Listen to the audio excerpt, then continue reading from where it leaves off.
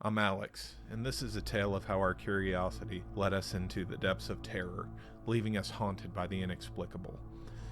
It all began with the legend of Otis Cook, a man whose name echoed through the whispers of our small Virginia town. Otis lived in a cabin perched ominously atop a mountain, a place where few dared to venture. Otis's daily routine involved a walk down to the rural gas station just below his cabin where he worked, or so the stories and legends went. But it wasn't Otis that sent shivers down our spines. It was that sinister doll he kept in the corner of his gas station. Its eyes said to follow you. Otis Cook had long since passed away.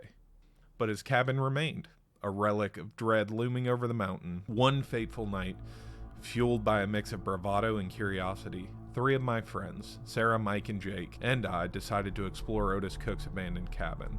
As we trekked through the dark forest, strange and unsettling sounds surrounded us, as if the very woods were warning us to turn back. Twigs snapped underfoot, and the winds carried whispers that seemed to call our names.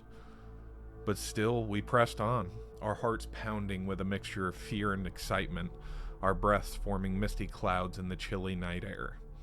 The cabin emerged from the shadows like a specter, its weathered walls looming ominously against the backdrop of the night sky. Moonlight filtered through the trees, casting eerie shadows that danced across the floor.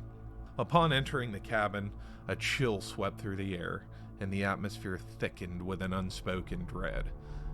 The interior was frozen in time, a snapshot of a life long gone. Dust coated every surface, and cobwebs hung like threads in the corners of the room. In the dim light, in the corner, we saw the doll. Its porcelain face twisted into a grotesque grin. Its glassy eyes seemed to follow our every move, and a shiver ran down my spine as I caught sight of its cracked lips, as if poised to speak forbidden secrets. Sarah joked nervously about its whispered secrets, but none of us dared to approach it. Mike tried to lighten the mood with a nervous laugh, but the tension in the room was palpable.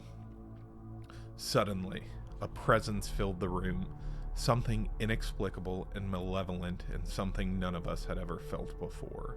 It pierced you to your core. Jake froze in place, his eyes fixed on a point in the darkness, as if he'd been ensnared by some unseen force. His breath came in ragged gasps, and beads of sweat glistened on his brow. With primal fear gripping us, Sarah, Mike, and I fled the cabin, leaving Jake behind. His petrified form a haunting image burned into our minds. We stumbled blindly through the forest, our hearts pounding in our chest, our breaths coming in panicked gasps. The night seemed to stretch on forever, each shadow hiding unseen terrors waiting to pounce. Branches clawed at our clothes and roots threatened to trip us at every turn, but still we pressed on, driven by the desperate need to escape the nightmare that had engulfed us.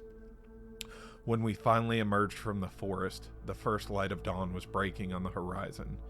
We collapsed on the dew-dampened ground, our bodies trembling with exhaustion and fear. In the days that followed, we attempted to contact Jake, but they were met with silence. We grew increasingly unsettled, haunted by the memory of that night and the friend we had left behind. The weight of guilt hung heavy on our hearts, a constant reminder of our cowardice in the face of true terror. Finally, we mustered the courage to visit Jake's house, to find him there, but not quite himself. His demeanor was off, uncanny, like a distorted reflection of the friend we knew. He spoke in hushed tones, his words tinged with an otherworldly cadence that sent shivers down our spines.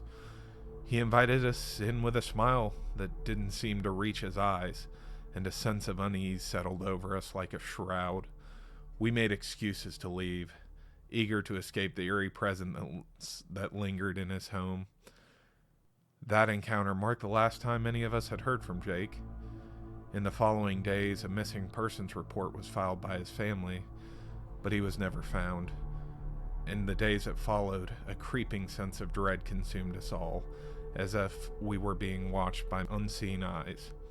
Occasionally, out of the corner of our vision, we would catch a glimpse of Jake, or something that looked like him, fleeting shadows that vanished as quickly as they appeared, leaving us to wonder if we were truly alone, or if the darkness of Otis Cook's cabin had claimed us all. Was it Otis that haunted us? Was it that strange doll? Were we making this all up in our heads? We'll never really know.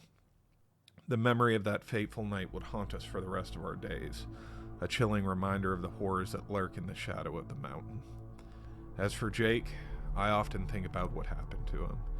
It's been over a year now, and there has been no sign of him, or should I say, no sign of what he became. Far too long I've carried the weight of knowing that the answers that I seek are likely found at Otis Cook's old cabin. I've been making arrangements to head back to the cabin by myself. I could not bear the thought of bringing anyone else with me, although I can't bear the thought of going there alone. But what other choice do I have? All I know is that I will never have peace again until I make my way back to the cabin and find out for myself what became of Jake.